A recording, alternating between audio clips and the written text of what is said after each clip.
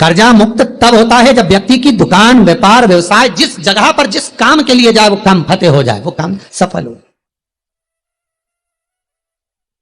वो कार्य उसका सफल हो।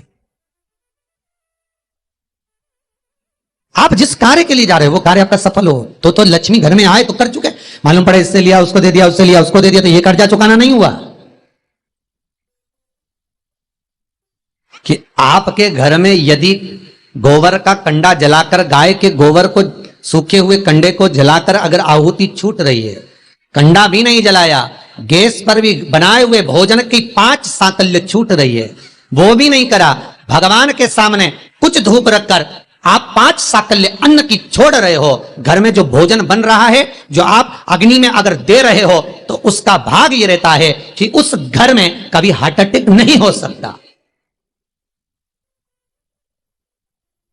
यजुर्वेद कहता है, हमारे शास्त्र कहते हैं, स्कंद पुराण, शिव महापुराण की कथा कहती है, अग्नि पुराण कहती है कि अग्नि की 7 जिह्वा में से एक जिह्वा ऐसी है जो रोग को हर लेती है, भारी जो बीमारी है वो उसका हरण कर ले। बस आज के समय में लोग ये कलर बेकार ना हो जाए, जो सीलिंग लगाई है वो बेकार ना हो जाए, इसका कलर खराब ना हो जाए, सोफे का कवर खराब ना हो जाए, कहीं ये धुआं ना लग जाए, कहीं इतनी आंखों में चुभेगा। अरे भाई, या तो उसे बचा लो या स्वयं को बचा लो,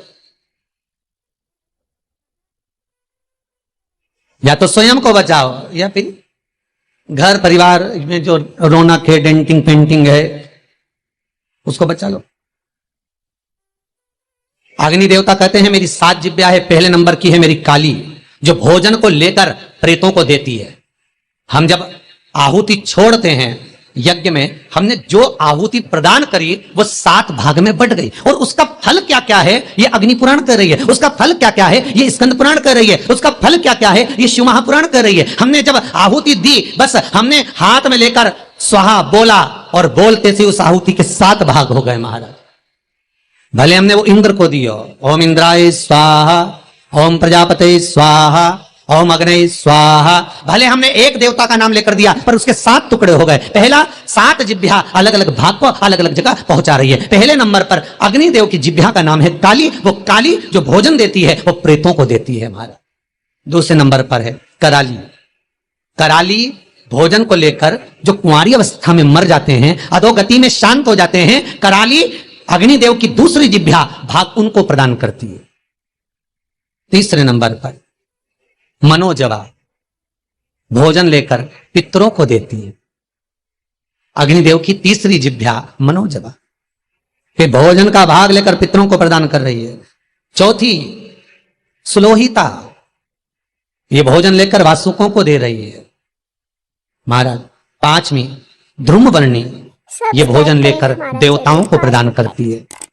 6ठी स्फुलिंगी, ये अग्नि की वो जिह्वा है स्फुलिंगी कि घर के अंदर धूप जो छूटती है, अग्नि जो साकल्य भोजन आदि हम घर के अंदर देते हैं, ये स्फुलिंगी एक जिह्वा अग्नि देवता की ऐसी है जो घर में से रोग को हटा। फिर निवेदन करूंगा, हार्ट अटैक की बीमारी को हटाना है तो घर में 7, 5, 3, 2, 1 तुम्हारी मर्जी पड़े उतने जो घर में भोजन बने वो अग्नि देवता को जिमाना है। थोड़ा सा धुआं जरूर होगा, धूप लगेगी तो धुआं तो होगा, पर बड़ी बीमारी घर में प्रवेश नहीं करती। क्यों? अग्निदेव की 6ठी जिह्वा स्फुलिंगी रोग, बड़े से बड़े रोग को, यहां तक शास्त्र, आप पहले का इतिहास उठाकर देखिए, पहले के समय में अटैक की बीमारी नहीं होती थी, हार्ट अटैक नहीं होता था, शुगर नहीं होती थी, ये ब्लड प्रेशर नहीं होता था। आज के समय में सारी बीमारियां हो गई। क्यों? क्योंकि घर तो बड़ा बन गया, बंगला भी बड़ा बन गया, ऐश्वर्य राम की वस्तुएं भी बहुत हो गई, पर घर में जो प्रतिदिन 5 आहुतियां पूर्व के समय के लोग दिया करते थे, घर में 5 आहुतियां जो चूल्हे में छूटती थी वो आहुतियां बंद हो गई। उसका स्मरण फिर प्रारंभ हो, जगत का फिर कल्याण।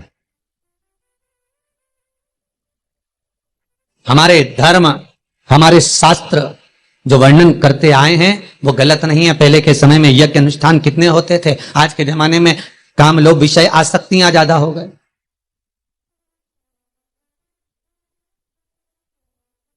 6ठे नंबर की अग्नि देवता की जिह्वा का नाम है स्फुलिंगी, और अग्निदेव की ये 6ठी जिह्वा स्फुलिंगी, ये बीमारी का हरण कर लेती है, ये रोग का हरण कर लेती है।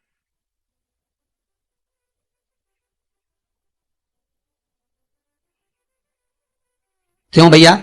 वो दिल्ली का हॉस्पिटल जहां पर महामृत्युंजय मंत्र पर रिसर्च चल रहा है। वेंटिलेटर पर पड़े हुए 10 व्यक्ति के घर वालों को बुलाकर कहा गया कि इन 10 का संकल्प छोड़ो महामृत्युंजय पाठ का। उसके पास में जो 10 वेंटिलेटर पर पड़े उनके लिए कोई महामृत्युंजय नहीं। देखा यह जा रहा है कि इन 10 पर महामृत्युंजय के अनुष्ठान का कितना फल मिल रहा है और जो 10 वेंटिलेटर पर पड़े हैं उसका क्या फल है।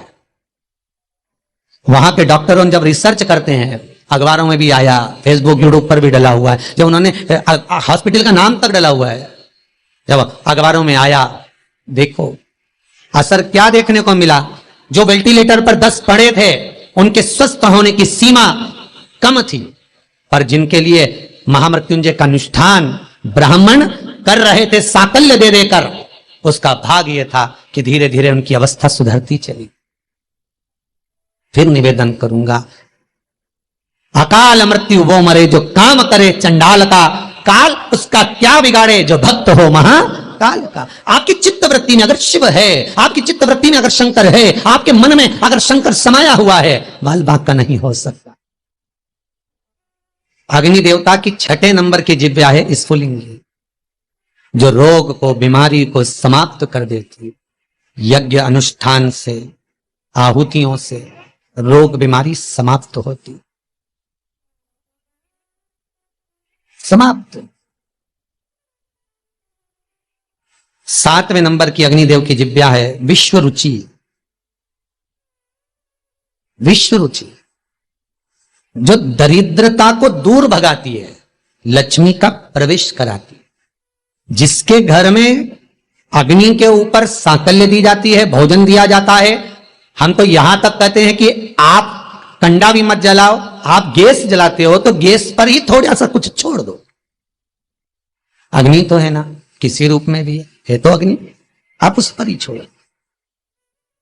नियम, यज्ञ करता ब्राह्मण और यज्ञ करवाने वाला यजमान, दोनों को ध्यान रखना चाहिए।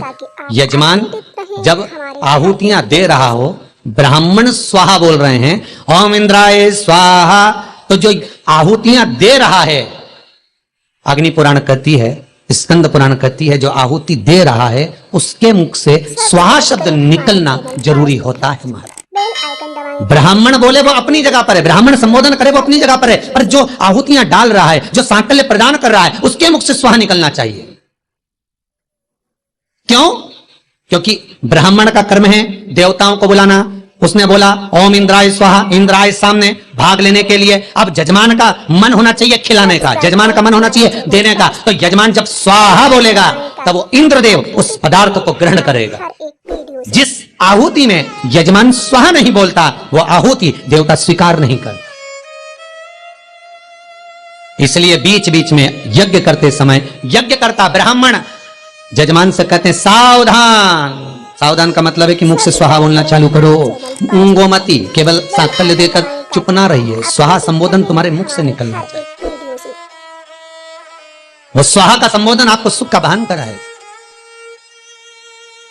प्रदोष काल हो, 7 वृक्ष की पत्तियों को तोड़कर शिव का स्मरण कर कर, पार्थिव शिवलिंग का निर्माण कर कर, उसकी अर्चना कर कर, जल चढ़ाकर, घाट पर, नदी पर, तट पर शिवलिंग का निर्माण कर कर, नदी का ही जल समर्पित कर कर, 7 वृक्ष की पत्तियों को समर्पित कर, घी का द्रप दिया लगाकर, आराधना कर, प्रदोष काल में ही विसर्जन कर, नमन कर, स्नान कर, पूजन आदि करने के बाद फिर जा व्यापार के लिए। किसी से मांगना नहीं, स्वतः का व्यापार कर, बढ़ेगी। उसका चरित्र कहता है महाराज, प्रदोष का पुण्य, प्रदोष का स्मरण, प्रदोष का शिव अर्चना, प्रदोष की करी हुई आराधना, प्रदोष काल में प्रदोष के दिन करा हुआ पार्थिव शिवलिंग का निर्माण, पूजन कर्जे से मुक्त कर। सब्सक्राइब करें हमारा चैनल वास्तु फैक्ट। कर्जा मुक्त कब होगा? आप अपडेटेड रहें। दूसरे से कर लेकर होगा क्या? नहीं, दूसरे से कर लेकर करा तो फिर कर हो गया, वो तो फिर कर्जा हो गया। श्री शिवाय नमस्तुभ्यं, श्री शिवाय नमस्तुभ्यं, श्री शिवाय नमस्तुभ्यं।